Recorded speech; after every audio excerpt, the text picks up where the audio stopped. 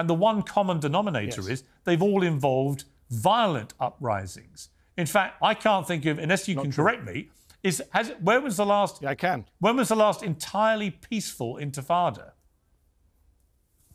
So in 2011, in the Arab Spring, the Tunisians rose up peacefully. I'm sure you supported them, I did, against their dictator Ben Ali. The Egyptians rose up in Tahrir Square. I think you supported them, I certainly did, against Mubarak, against these dictators that we in the West had been supporting.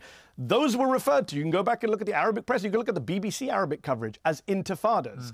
We can go back further. In fact, we can go back to a violent uprising that we all supported. The Warsaw Ghetto, Piers. The Warsaw Ghetto, right? Polish Jews standing up against the Nazis. Do you know how the US Holocaust Memorial Museum describes the Warsaw Ghetto on its Arabic page? It calls it the Warsaw But you wouldn't, okay, Intifada. But you wouldn't categorize Mehdi. Hold on, let me finish my point. Okay. Let me finish my point, and then you come back in.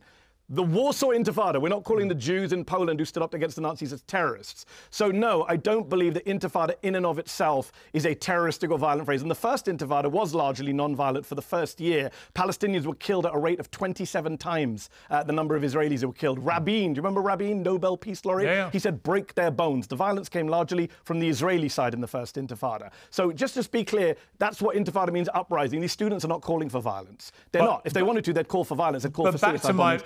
They're calling for an uprising, Piers.